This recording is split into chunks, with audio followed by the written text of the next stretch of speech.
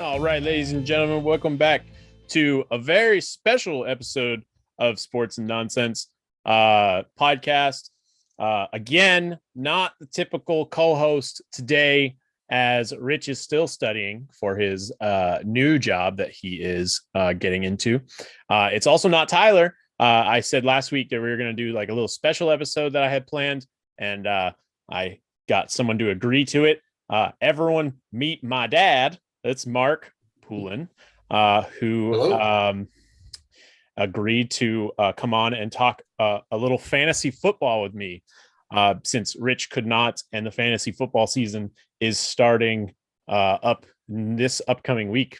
Most of you have already drafted or are drafting this weekend, since the first game is a week from tonight. Actually, today's Thursday, so the Cowboys and the Bucks are kicking off the year at Raymond James a week from today. So I've talked about this before on the podcast a couple of times, where my dad has been playing fantasy football for how long now, Dad? This will be our 32nd year.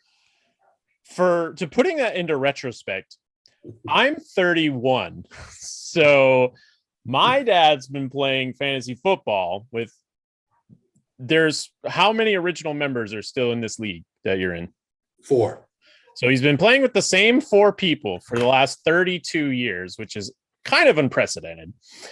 But a lot of our viewers here on this podcast, because we are more, not a lot of older people listen to the podcast, so many people might not know, the younger generation, fantasy football has been around for a long time, a lot longer than people realize. To put that into a different perspective, Yahoo is currently the number 1 fantasy site for football, and that only started in 2008, which was around when I kind of started to get into it. Was around that time, 2006, 7, 8, when I was getting into fantasy sports.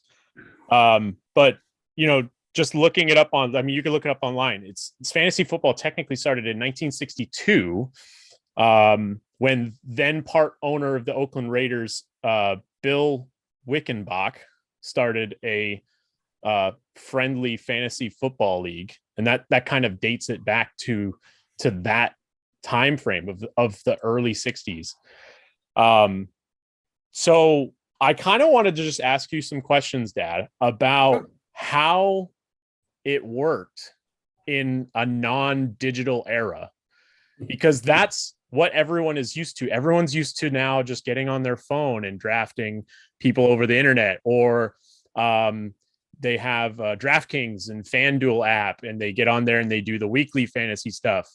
So obviously it's the 32nd year of this league, which means you started in then 1989, correct? 1990.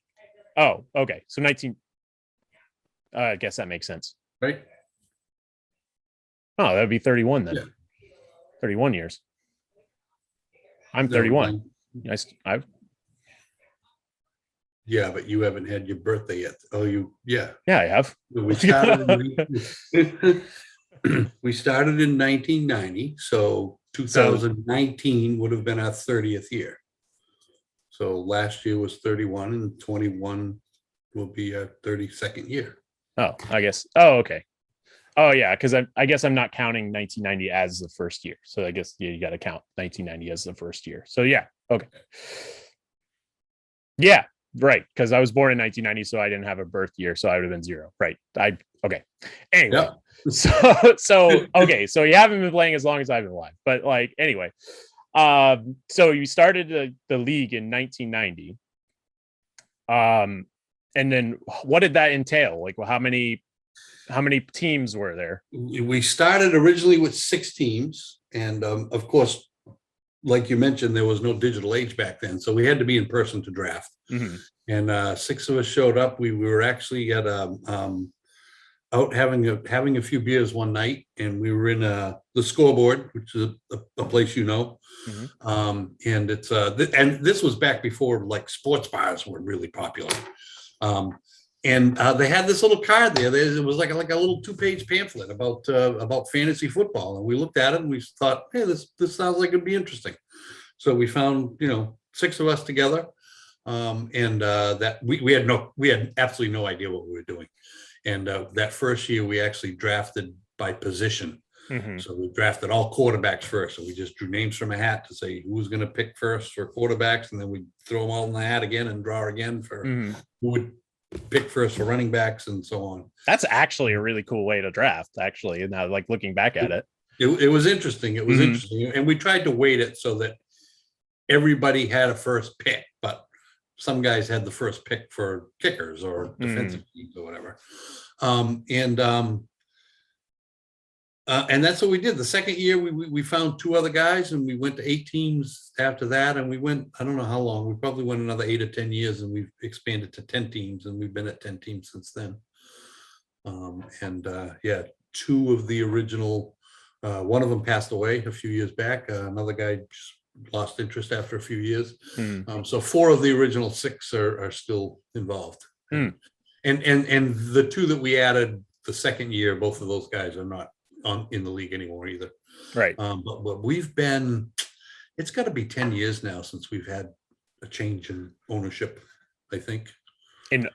Like for a new team? No, it's been shorter than that. Because I came into I was still in the military 10 years ago, and you still wouldn't let me in. So I only started joining. So your whole league, to let everyone know, is because I grew up like around the fantasy league, in this league and everything. And like when I started playing, I would ask my dad, hey, when can I join the league? And you're like, no kids allowed.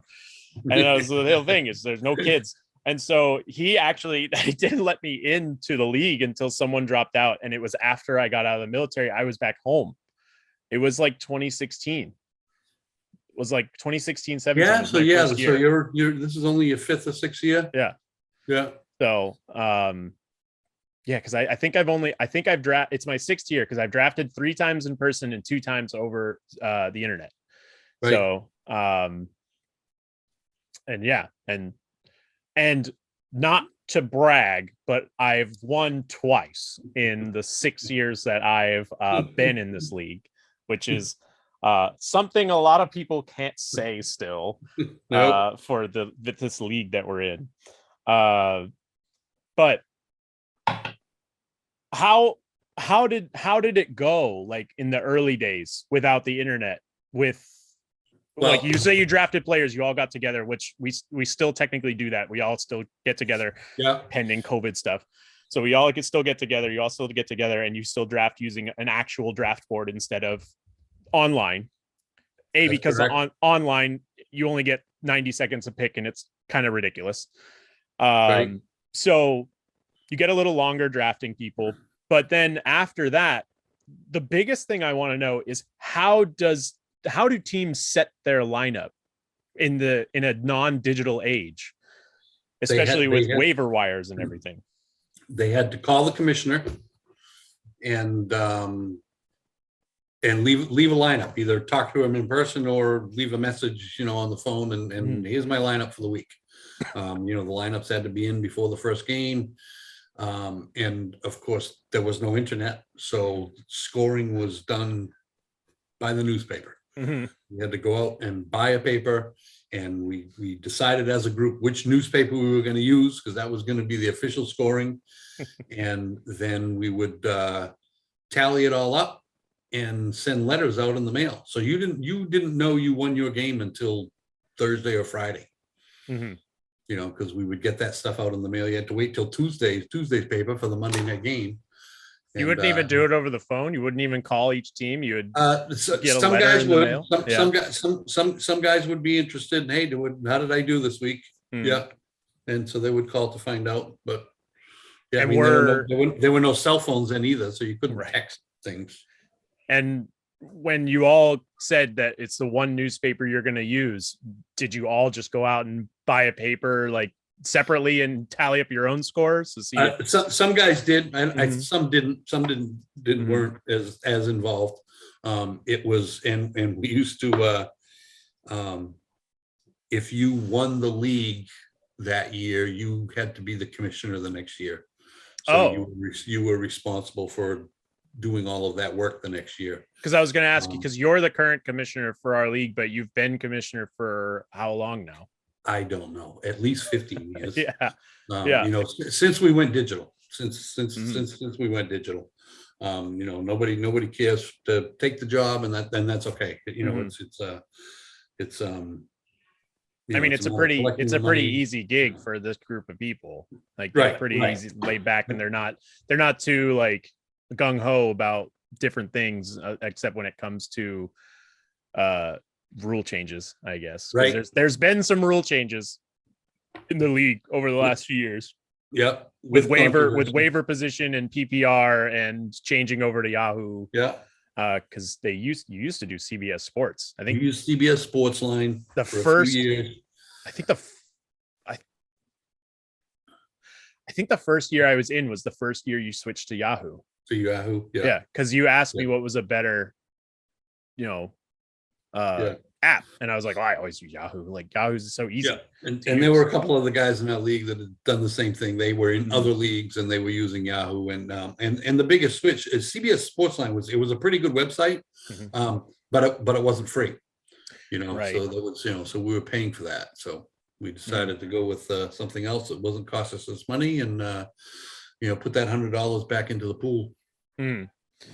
So that, I guess that was just the biggest thing is just that I guess people that aren't aware that fantasy sports has been outsourced for so long is just how was it done, and it was just all done through newspaper. And I think did you have like this huge graph sheet paper? Am I remembering that correctly? Where you had all the teams listed and the teams, the players, and then the standings. I vaguely remember this huge graph paper that you had. Well, we used to, you know, we didn't have the traditional draft boards. Right. So we would get poster board. Mm-hmm. And, you know, draw grids on it, and we would just write players' names as we were drafting them. And on more than one occasion, somebody would get up and start to write a name of a player that had already been drafted, and they would start to get, hey, that guy's already gone. Yeah, you know. So we used to do that, but yeah, I don't remember big grids like that. I mean, it was, you know, I used to do this. You know, the one sheet of paper would have all the results of all the different games for the week with, you know, with each team's players and how many points that player scored, you know, in a total, and then another page with the current standings. So the games are over Monday. I mean, are you tallying, or is it because I guess the commissioner of the league is the one that's doing all the tallying of that time. So like Correct. the winner of the previous years is doing all the tallying. So Sunday afternoon, or obviously he'd have to wait until Monday morning to get the paper for right. that for the previous day, and then he'd have to wait until the Monday night games are over to get Tuesday's paper. And then you just don't know until Friday, maybe Saturday, before the next game starts. Before guys would get their mail. Yeah. And sometimes if that Monday night game ran late, the results wouldn't be in Tuesday's paper. You had to wait till Wednesday. To Wednesday's paper. Because it might be a West Coast game, right? That was the West Coast games, right? Well, yeah, maybe. I mean, they all started at the same time, you know, it was always 9 o'clock. Yeah. Although, you know, the games were 9 o'clock back then. Monday night games started at 9. Yeah. Oh. So they went after midnight sometimes. And how does waiver work? Did you have any waivers listings back then, or like ad drops? We did, but we didn't have any. It was first come, first serve. So if somebody wanted to pick somebody up or drop somebody, the first guy that asked for somebody could do that. And that was started Tuesday after the Monday games. Yep. Correct. Yep. Starting Tuesday. I don't know. We might have done like maybe after, you know, you couldn't put in anyone till Wednesday or something. Oh, that's what it is now. It's when the waiver priorities kicks in Wednesday at 3 a.m. So right. Yeah. So were there people, like, if it was Wednesday, were there people up at midnight, like no, not necessarily. No, it's just in the middle of the day or whatever. Yeah. It's just interesting. It's wild to think that like in a non-digital era that this game of numbers can still be run, and I guess run properly, considering you've been doing it for 32 years. So it's right. And there's still 4 people out of the 10. You still got 40% of the group that was, part of the right. original 6. Yeah. I guess you could call it in hockey terms then. Right. But yeah, so our draft is actually coming up this Monday. So is it always a Labor Day thing whenever you guys did the draft? No, we used to do it. It's been Labor Day for a long time now. But we did it a few years initially, like on a Friday night or well, we used to do it that week before the season started after Labor Day, because they didn't always have that Thursday game opener. The games always started, Sunday. So we tried to delay it as much as we could. Back then we all lived pretty close together, so we could do it on a weeknight. We'd get together to do it and stuff. But yeah, I don't remember when we started, but all of a sudden we started Labor Day, and it's been like that for a lot of years now. Mm-hmm. Yeah. So yeah, so our draft is Labor Day Monday. It's usually at like noon. We all meet up together. I'll be up there this year. I won't be doing it digitally like I did the last 2 years, so that'll be fun to see the guys again. Yeah. Because last year we were all digital. Right. There was a couple of guys that grouped together. I think there were three of them. 3 of them that got together, and they were on. We did their a own Zoom computer. call, and everybody was. We did the live draft. Mm-hmm. At which, because we have kind of a small dynasty league, if you could call it, where you actually get to keep certain players. How long has that been going on? Forever, or is that more almost since too? the beginning? Almost since the beginning. Yeah. It wasn't. We were only 2 or 3 years in, and I don't know how we came up with this one. It's an odd one. We don't allow top-notch players to be kept. Mm-hmm. So anybody drafted after the 10th round, if they're still on your, or if you pick them up during waivers during the course of the season, those players, you can protect them. You can protect up to 3 players. Mm-hmm. And then during the draft, if somebody wants to draft that player, you have to decide whether you want to keep him. And if you do, that's your next draft pick, or you can give them up, and that person, the other person that called you, can have that player. Which is a pain, doing it digitally over Yahoo Drafts. That was difficult to manage last year. Yes, it was. Yeah. Because there would be, because we all tried to be on Zoom together, I remember. Right. And people were saying, like, drafting players that were protected, and then we had to pause the whole draft to pause the draft and to go over. And I think Yahoo, there was a limit on how many times you could pause it. It was a lot. I think it was 15 or 20 times that you could pause the draft. And so that's what we had to do. Yeah, that was difficult to manage. Yeah. But hopefully not have to deal with that anymore going forward. So yeah. So Labor Day weekend, we're going to be drafting. Rich and I are going to go over my team and to see if I drafted a good one. I have 2 other drafts that weekend while I'm at home. So I have to work that into my schedule while I'm visiting people. One of them is actually at Saturday night after I fly in. I'll be probably having like drinks with friends of mine while I'm drafting on my phone. And then, that's my free league. So that's one that I'm just like, yeah, whatever.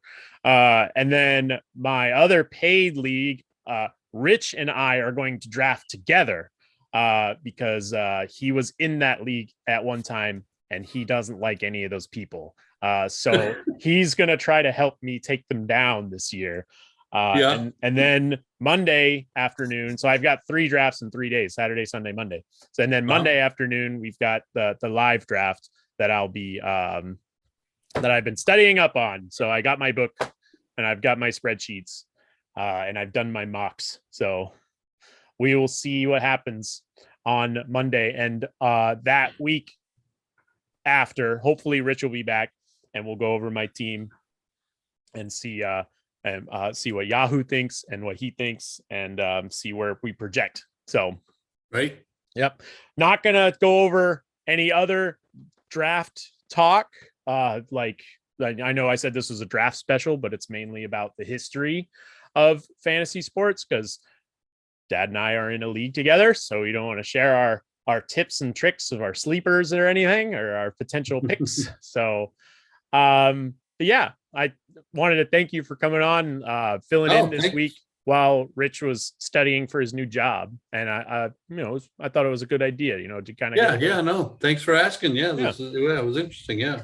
So I'll probably be posting clippets of this over on the TikTok page too, because TikTok's a good way to get views now. So but yeah, so if you didn't listen to the gaming segment I did with Tyler today, that's probably posted at the same exact time. Go ahead and go listen to that. We talked about Halo, which we're very excited for. And each week you can listen to Sports and Nonsense podcast on the Name Pending Productions YouTube channel. You just go to YouTube, type in Name Pending Productions, and find the Sports and Nonsense folder or playlist. And you can find all of our videos that we've done over the last few months. And if you want to listen to it, if you're watching it, if you want to listen to it in your car or on your way to work or at work, you can listen to us on Spotify, iTunes Podcast, and CastboxFM. So I wanted to thank you again for having me on, Dad. It was good, and can't wait for this weekend. It's going to should be a good one. Yep, should be. Looking forward to seeing you. Yeah. All right. Thanks, everybody. We'll talk to you next week. All right, Andrew. Take care.